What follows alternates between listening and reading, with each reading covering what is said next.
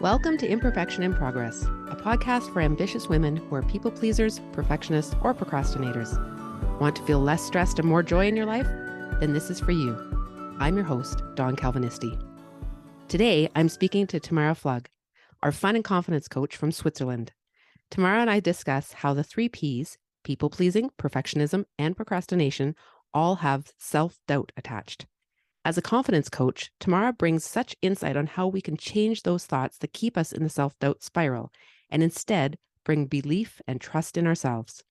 I love how Tamara is vulnerable and how she has dealt with people-pleasing in her own life and gives us tangible examples of how she's let go of what others may be thinking or feeling. I'm so excited to share all she has for you. Here's my conversation with Tamara. I am so excited to have what I'm now starting to consider a good friend in Tamara Pflug here. She was in my second As Good As It Gets summit. So if you were there, you would have met her. And she is totally the most amazing person when it comes to confidence. Yes, thank you so much for having me again. I have to say it's such an honor and I had a lot of fun and it was so professional to be working with you. Thank you so much again for this great opportunity. So yeah, here I am. I'm back here. So as you can probably hear, everyone, not an English speaker. I guess first, it's not my native language. I'm from Geneva, Switzerland. I became this fun and confidence coach that everybody knows today. I've decided everybody knows me.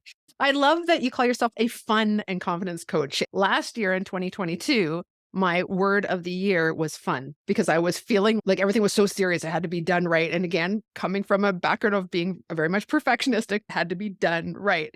But then it sucks the life out of it and you're not enjoying it. So I love that you have that as part of your description.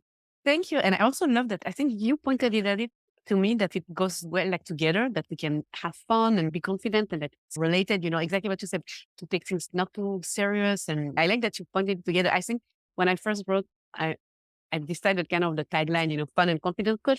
First people asked me, you consider yourself to be a fun person? I was like, first, yes, but it's also, I can also help people teach about having more fun, help them figure it out what's fun, like how you mentioned it about last year, that just, we can find fun and enjoyment in everything we do. I truly believe it. And why not? Deep down, we're all going to die. Just relax. Life. A bit dark. I did not want to enter here, but I just, sometimes we just need sometimes just to remind ourselves many, many things deep down. It's not that serious. And sometimes it's nice to, get reminded that it's true. It's not, most of the thing in 1 year or 2 years, it's going to be not as important as we make it seem so important and so, for today, it sounds very heavy and important. And actually, the attitude in the moment makes also the difference in everyday life. When I've been interviewing people for the podcast, we've talked about relationships. We've talked a little bit about just how to move forward in our businesses. We've talked about all these things. And one thing that keeps coming up now is the idea of fun, because when you are having fun, people receive you differently. They see you differently. And I think that's the confidence part. Yes, for sure.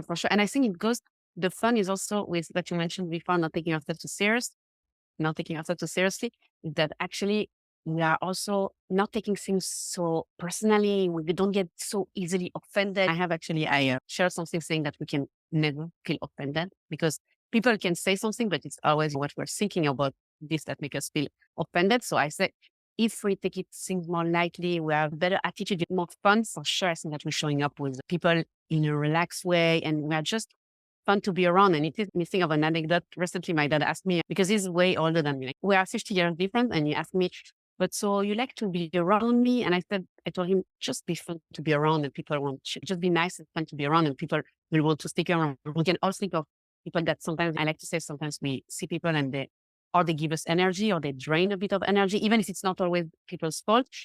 It's true that the attitude and how we are fun, as you mentioned before, is making the difference in our relationship. For sure, it has a huge impact. And the confidence goes with, because then when you know that it's not really other people that makes you feel a certain way, and then you don't get easily offended and you don't take things so hard and so personally, for sure, you are just nicer to be around. So it has a huge impact and on the relationship we have with ourselves in the first place, for sure. Right. People that get easily a bit aggressive or angry, you can see that inside maybe they're not feeling too good. This is what I mean by that. For sure, 100%, which is not a problem. We can always do something about it. When I think about this, particularly in this podcast, and I'm sure listeners who have been listening for a little bit now might be thinking, okay, we talk about people pleasing, we talk about procrastination, we talk about perfectionism. What does that really have to do when it comes to confidence? And yet I think it has a lot to do around confidence. Yes, for sure. I would love to hear what you have to say, which is your whole podcast is about this.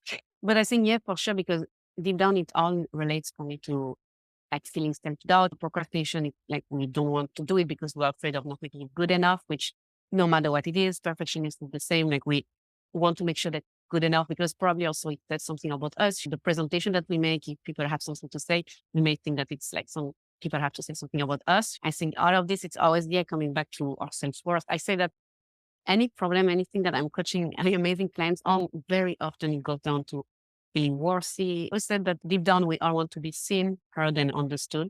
And I think that the procrastination, perfectionism, like we are afraid of being misunderstood or not being heard with what the intention we try that to have. And also the people pleasing 100% that we try also to please others and manipulate a bit what they will be thinking of us. So we can tell ourselves that we're worthy and that so, of course, it's 100% related to self-confidence. And I think that the moment that we grow our confidence, we don't have to be super confident to achieve goals or to make changes in your life.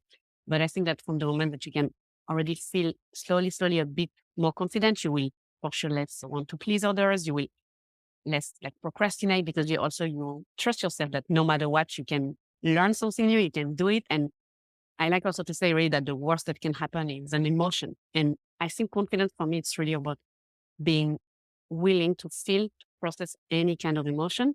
And then procrastination, perfectionism, and people pleasing, it's all dealing with emotion that we are not willing necessarily to feel. Going deep here, but I think that it's really interesting to see exactly what you said, that the more we build our confidence, even if it's something very, very small, yeah, it will have a huge impact on the procrastination, perfectionist, people pleasing 100%, because then let's rely on other things or on other people to feel good, but we can create it from within. Yeah, one thing I talk about a lot I know even in the membership, I talk about the fact that we need to trust ourselves, and that often when we let ourselves down or we set a goal too high as a perfectionist, and then we don't accomplish it, we set off this cycle of now I can't do it. I don't really believe in Yeah. myself, right? I'm afraid to try it again. I think that it also goes to the idea of it never like what we are thinking in the moment, but what we make it mean. Like you said, if we are, you mentioned before, for example, we have a project and we are very perfectionist and then we don't necessarily do the project the way we wanted because like for some reasons, it's not that we did not do the project the way we wanted. It's like the thoughts that come after, such as I'm never going to be able to do this. It's always the same with me, which is this kind of thoughts that little voice that is very noisy in our head that keeps on feeding the insecurity and the self-doubt. This is why I think that there's no problem to feeling like to procrastinate or to like wanting things to be perfect, but not to indulge in it because most of the time we continue to want things to be perfect. And then we keep telling ourselves the story that's always been the same, that exactly what I said before, that it's not really what we're thinking, but what we make it mean. Like most of the people that come to talk, like they don't feel confident in one situation and they want coaching. It's just because then they tell themselves that it's going to be like this forever and something's wrong with them.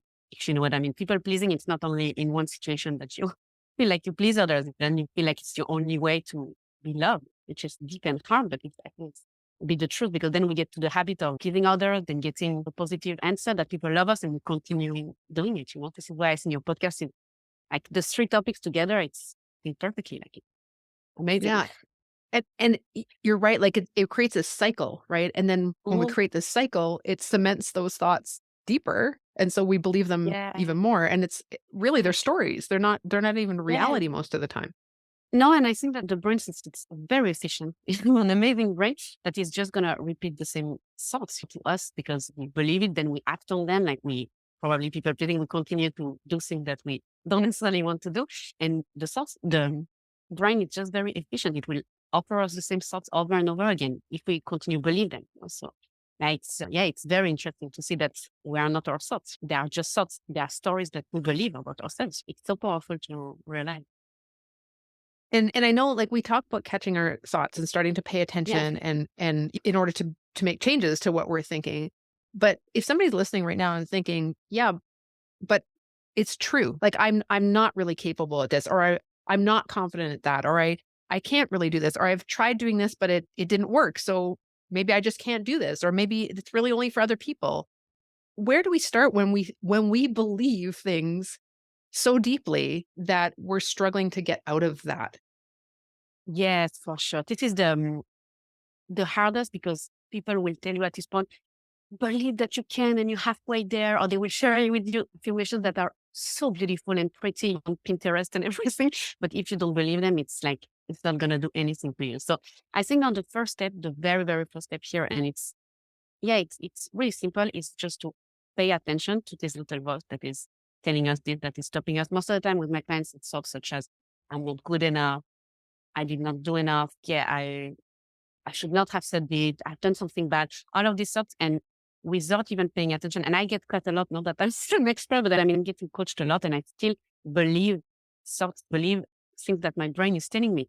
So I came up with the idea to name my brain Sunny, or just his name. Like I love the sun, and sometimes, which I'm not doing it all the time, I have to say, I still have a human brain, but I see thoughts coming up. I'm trying lots of things for my business, and I see thoughts coming up like, you've never done this, so you're never going to succeed at it. And one time I still believe it, and I stop working, I do something else to avoid the emotion of feeling like I'm going to fail and everything. And sometimes half of the time, I'm catching my brain, like we said, and I'm saying, yes, Sunny, very nice of you. Just trying to keep me safe. And it's a nice thought. You really just want to keep me safe because your brain really, as we said before, just want to be efficient. So it's gonna the same thoughts over and over again because it keeps you alive. It doesn't seem like that it's creating this result for you. So I think the very first step is just to observe yourself thinking. I see it's Sunny talking to me. I'm not myself. It's not because I'm thinking, like I mentioned before, for my business, like I've never done this before. It's not because I believe this. It's actually true. I think we talked about it. We talked about many things that we have 60,000 thoughts per day. It's most of them like are unconscious in the patterns, like we say, they're coming back. But I think that we can really start to be aware sometimes when just kind of hard thoughts, like maybe not do enough, or you're never gonna get there, or anything, just to see it's a thought. Basically, it's words next to each other, and we give it's so much meaning. Then all of our lives, it's always on what we are thinking. So yeah, it's very powerful, and just to catch and see that it's just a sentence, just a thought, and that we are not our thoughts, and it's just our brain. It's just Sunny talking to us and trying to keep us safe. Which, thank you, brain. It's working perfectly fine. I love that you name your thoughts, Sunny. I name my inner critic, I call her Harriet. And it's like, I think it's a good tip for people like who maybe have never thought of it because it just puts the thought at a distance, right? It's then not us. It's just something happening in there and Yeah. we don't have to own it. How do you use it? Can you give me an example of a Yeah. situation or So something like? for me, Harriet is because perfectionism is probably the P that I resonate with the most. But for me, Harriet will be like, well, you should spend more time on that. Are you sure it's just right? I think I've seen it done better by somebody else, or you really could do better on this. You don't have to go and spend that time with the kids right now. Like it would be better if you just give another half hour to this. Really, is this really the best you can do? And so it's Yeah. almost a guilting, right? Yeah. Like a guilt or a shame. And so for me, and it's always, okay, Harriet, I hear you. I hear that you'd like to work more. I hear that you would like to feel totally in control of this. But guess what? Even if I spend the next 3 days, there'll be something we want to change. So we're going to be done for today. Right. So I literally talk back to her like she's another entity. It's just a thought. It's just there. Right. Yeah, It's it's just making there. a difference between you and this person. Because sometimes when we have this thought, we really believe that it's like us, like telling ourselves, but it's just our brain trying to keep us safe. And I think it goes with another thing that I find very interesting is that since our brain is still like very efficient as before, it will find proof for everything we think, which is I think called the confirmation bias, something like something psychological, something smart that says really that no matter what we think, the brain will just scan and find proof of this. So if we think this has to be perfect, or I'm never gonna get there, or just take a presentation at work because I coach people on, they do lots of presentations lately. And it's, I need to make the presentation amazing. The last time it did not work so well. The brain will look for all the time that it did not work so well to make sure that it's fitting and saving you time and energy to think about other situations. But when we think about way that it can go well or moment that things went the right direction that went well, you can also find proof. This is why we use it very often in coaching also. Tell me about the time in your life where when you made the decision and it worked out for you to try to redirect the brain to the right, like to something that is more useful, because to the perfectionism and procrastination, I think that it's still very useful. I think it's coming from a good place, like wanting to make it perfect, pushing it for the next day. So for sure we'll do it good, but I think it's stopping us from actually doing something or like taking action. Yeah. I think it's good that you point out, like, if you relate to any of those 3 Ps, they all have good parts of them. It's Yeah, not that they're all horrible. It's great to wanna do things well. There's nothing wrong with that. for It's if it sure. gets And in your way.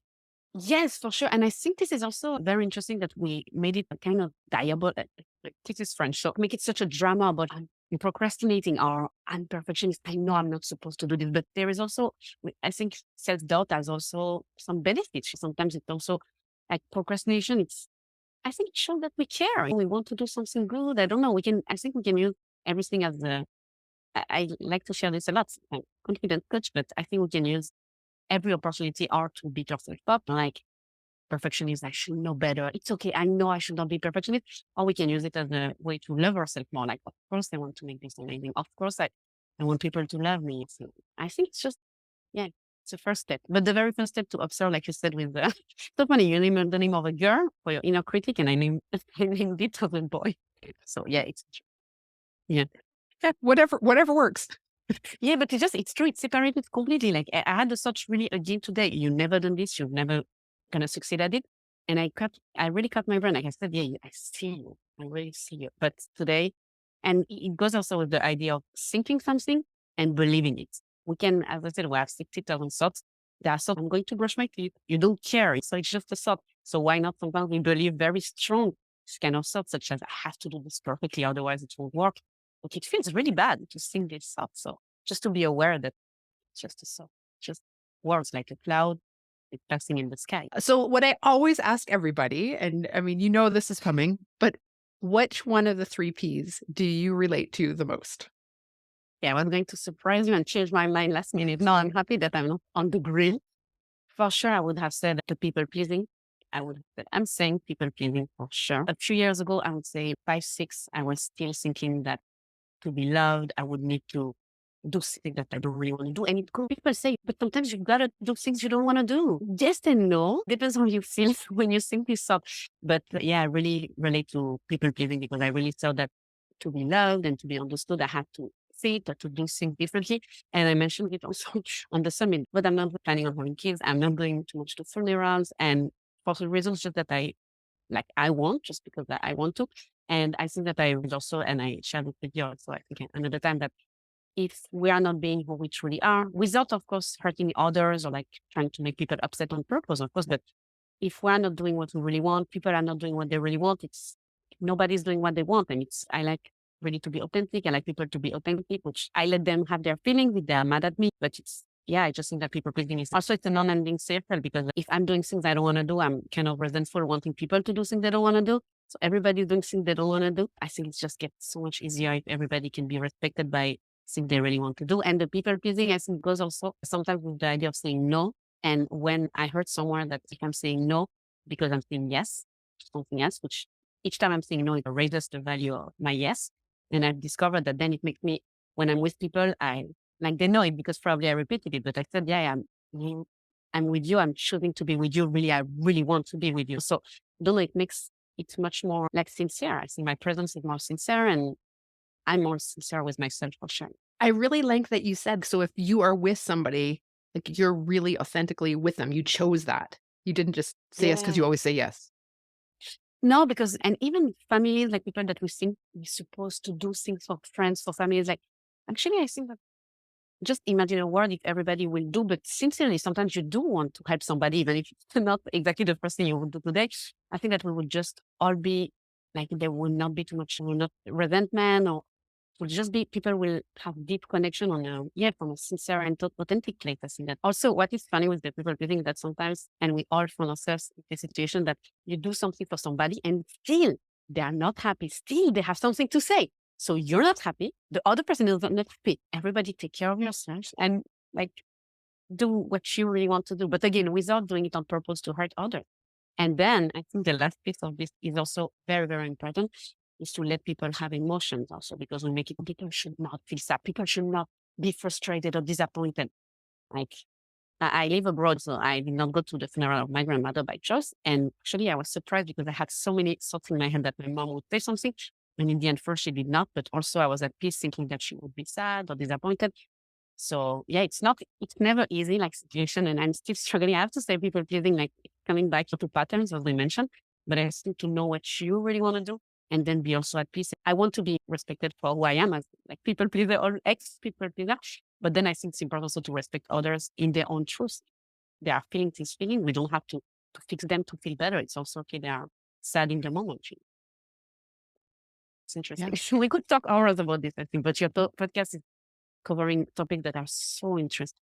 And it has impact on every area of our life, like perfectionism, procrastination on every goal that we want to set. So I wanted to tell you again that I think you are doing something amazing with your podcast for sure. Oh, thank you so much.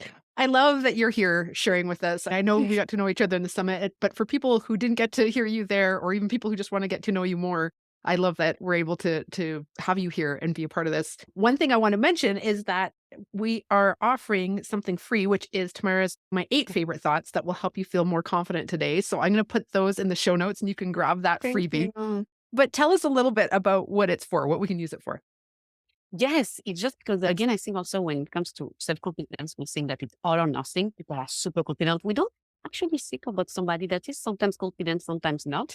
So I think that we don't have to be black or white, like all or nothing in this. You can feel more confident today already by just thinking something different. And this is what I'm sharing. It's 8 thoughts that when I'm reading them, of course, like we said before, it's an affirmation that like work for me because it makes me feel confident that when I read them, I feel confident and I really believe in myself. So from cognitive therapy, back up also with science that our thoughts create our feelings. So when I'm thinking these thoughts, I really feel confident and then I act in a world like I'm taking action. I'm like knowing, trusting myself, like you mentioned before in your membership. So yeah, and there is one thought that I shared inside that is not, I don't need everybody to love me. Not everybody has good taste. Something like this. I think that says that it's fine. It goes with the idea that you can be the juiciest peach on the tree. There are still people that don't like peaches. So, because the people pleasing and all of this is also coming from the idea that you want to be loved by everyone. And when you realize that you don't have to be loved by everyone because not everybody has good taste, it's fine. Well, thank you again, Tamara, for joining us on the podcast. Thank you so much.